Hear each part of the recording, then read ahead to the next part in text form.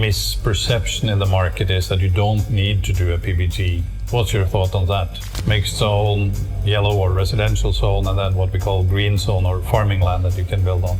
And if you're not in compliance with that and what you're applying for, the system will reject, right, the application. Yeah, it might get rejected. So I guess it's important then that people really understand or use consultants and certified architects, MEP and structure. Yeah, we hear that a lot of people say, and we'll talk more about the implications of that, but they don't apply for a PBG because it takes so long time. And I always say that it takes a long time because what you apply for is not in accordance with the regulations. If you use a proper architect, MEP and also structure, the process is actually not that long, you know.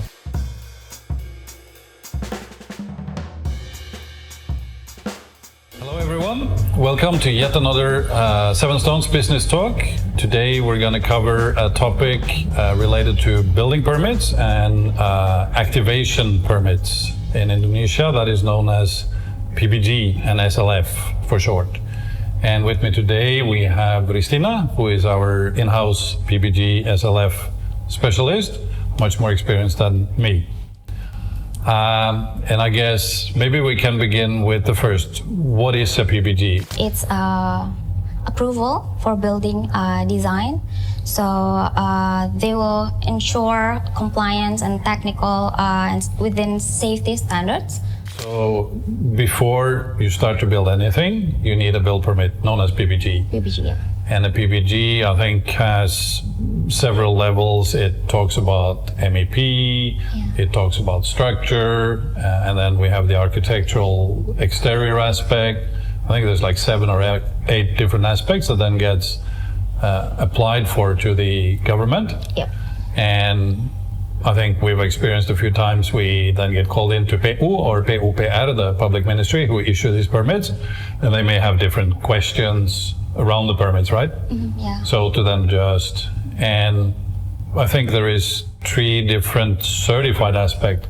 Yeah. In order for the building drawings to be approved, they have a licensed certified experts for each specification. There is an architect license experts for the plan, and then there's a structural certified license structures as well, and for the MEP, for the utility, they also have the certified experts on it too. And so that gets applied for, and then eventually you get the permit, and that's when you can actually start building, right? Building, yeah. And then when the building is, I think, like 80% or 100% completed, you can apply for what we call an SLF, surat layak fungsi, which is an activation code. Yeah. And then it depends on what kind. Is this a commercial building? Is it a house? Is it a hospital? Whatever it is, there's different functions, yeah. And that SLF, what happens then? How do we get the SLF? So once the building is established, it has to be 100% because we're going to test everything. So we will see the as-built drawings, whether it is the same as what has been built in the building. We're going to do testing, inspection, like rebar scanning for the structure, architectural plan, and as well as the utility for MEP. So it has to comply with the standards. Okay. So there is then a 2-stage process. PBG first, that's the build permit, and you start building, and once you've completed, you apply for an SLF, or I think we call it like an activation permit, to actually start using the building in accordance with what you have applied for, subject to the standards, that you complied with the standards that we talked about before. And that is actually, I think, like from PO, a team will actually come and visit and do maybe tests on concrete. They look at MEP and then obviously the exterior work of it. When someone apply for a PBG, we start with a PBG first. What do we need? What kind of paperwork is needed? Maybe from the actual owner of the building, and then technical aspects. So we would need information from the building owners or the applicants on the administration side, and as well as the land information. And then we would need technical documents like architectural plan, MEP plans, and as well structural plan. And we might need a technical specification as well on it, and then it will get reviewed. A lot of people, when we do these applications, like back in the days when it was still an IMB and it wasn't an online system. So today everything is online, right? Everything is into a online application, online process. And the only time you actually meet people is if you have what we call a SIMBG, you get called in to explain certain aspect, but maybe you can explain a little bit about the actual system. And this is a centralized Indonesian, like a national system. It's not a Bali or separate system, but a centralized system. Centralized, it is. So once we have all the documents needed, we will go through OSS, which is a centralized system for business license and as well as building permits. So we obtain PKKPR and other administration sites, and we move on to SIMBG. It's web-based electronic system as well for the building only, for the building permit only. So we applied all those documents, and then it will get reviewed, and then that's the first step that we can. And I guess we're not going to talk about today because we have had other sessions about that, but this is also the stage when they will look at the zoning of the land, right? So whether this is a tourism zone, commercial zone, mixed zone, yellow or residential zone, and then what we call green zone or farming land that you can build on. And if you're not in compliance with that, what you're applying for, the system will reject, right, the application. Yeah, it might get rejected, or we would have to comply with the regulation requirements for the zoning. Okay. So once that application is then accepted into the system, sometimes we see that there is reviews, and in some cases, mainly the architect can be called in to verify certain aspects. Could this also happen on the structural or MEP aspect as well? Yeah. Once it get reviewed, they might ask the certified structural or architect or MEP to come and explain the submitted documents, and they will also provide feedback, and we'll do revision, and then it's from there to issued on the PBG.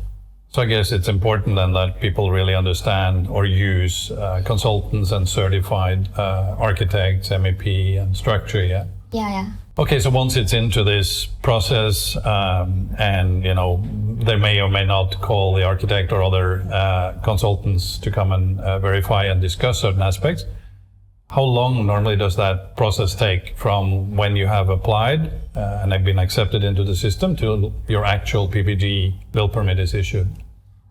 It depends on the complexity of the project itself. For PBG, it might range up from a month to maybe 6. It depends also on the local authority workload. And for SLF, once the building is established, there is inspection, there is testing, it might need 1 to 3 months to apply for SLF. Yeah, because we hear that a lot of people say, and we'll talk more about the implications of that, but they don't apply for an PBG because it takes so long time. And I always say that it takes a long time because what you apply for is not in accordance with the regulations. If you use a proper architect, MEP, and also structure, the process is actually not that long, the government approves the drawings quite quick actually. But the process to get approved is the right drawings and so on. A lot of people also ask us questions about the fee structures. I think there is several fee structures, like what we call retribusi negara, that will have a fee towards the end of it when you got your PBG. But then there's also like fees for architect and certified SKA, architect, MEP, and so on. Yeah, so for the government side, they will issue the retribution fees. We would have to check on the size. It depends on the project size and also the location of the building. We can also calculate it with SIMBG on their website. But for the consultant, for architect, certified architect, structural. We might need a building consultant to do so. And for those, we would need to ask them for the fees. So it depends in every case, kind of the condition of the drawings that we receive or a consultant receive, and they may have to do adjustments. So they will have typically hourly or some kind of fee structure to that. So basically, we need quite complete drawings to be able to come back to people with a price. Yeah. Okay, I guess the next topic, and what we see a lot in this misperception in the market, is that you don't need to do a PBG. What's your thought on that? That might be tricky because in government is really takes non-compliance seriously. So we need the PBG in order to have a smooth process on the construction. So there won't be police coming, giving on warning letters sometimes. And if it has been going on, they might stop the construction. And in some cases, they can also stop it until you comply on the regulation. It might be the case that they ask for a demolition, but it hasn't been happening yet. But we don't know later. I think for me, when I talk to investors, this may be the actual developer or also the end buyer. Let's say they're selling villas, and when I talk about the PBG, I think you touched on it, that it has, I think, 8 different steps, from written warnings to stop a project to actual demolition, although like you say that hasn't happened. But to me, the main aspects of this is if you don't have a PBG, you cannot get an insurance on the process of building, which means if something happens, whatever it is, you cannot recover your investment, right? And I think the other aspect, when I look at this too, that it's actually a criminal offense, not just a breach of regulations, it's a criminal offense. And in particular, if something happens, you can get fined up to 10, 20, 30% of the project cost, and actually jail time in worst case.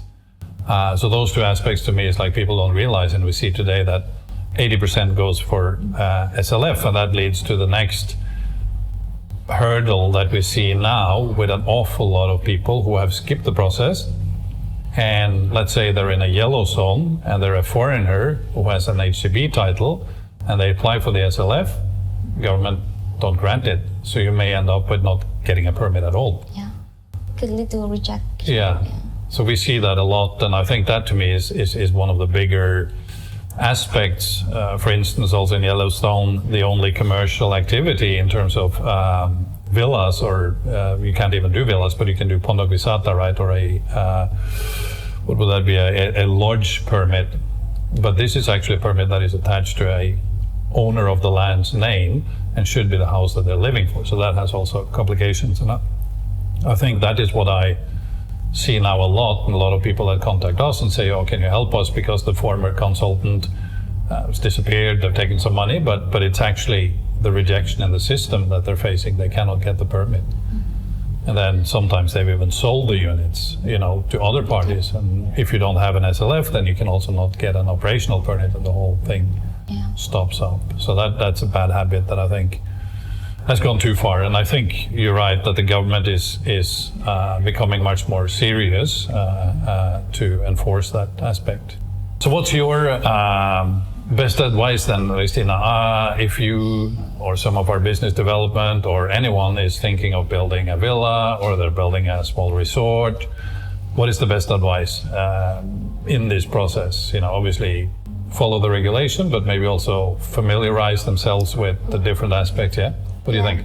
So we need to get familiar with all the process, do some research, and also we would need to, before do further application for the building, we also need to understand the zoning and what can be built before we actually wanting to build the hotel or villa, the function of the building. and we might need to also ask for building consultant Yeah. to not have the hassle, I think. So it's much better to ask Yeah. for consultants. I think one of the Yeah. things I hear a lot from, in particular, expats, and most of our clients are expats, but they say that it's overwhelming and it's so complicated and it's so lengthy. And I think we both agree that once you're in compliance, it's actually not that lengthy or complicated. And I always compare this to where I'm from in Norway and other countries where expat comes from. The process is actually much longer and much more complicated and costs a lot more. So that, to me, is not a valid argument that it is difficult. And we need to understand why the government has these regulations, obviously to comply with zoning. Into that comes infrastructure, water supply, electricity, all of these aspects too. So we should really respect it. Okay, Ristina, I think we've covered most of it. And I think, as usual, if anyone has any questions or comments, they can comment on our YouTube channel. They can send us questions through our different social media contacts, emails or WhatsApp, or simply reach out and come in for a chat on this. And we are more than happy to talk you through and make you aware of the overall process for PBG and SLF. And I think, as a ending comment, I think this year we're going to see a lot of issues, a lot of people that have built without permits,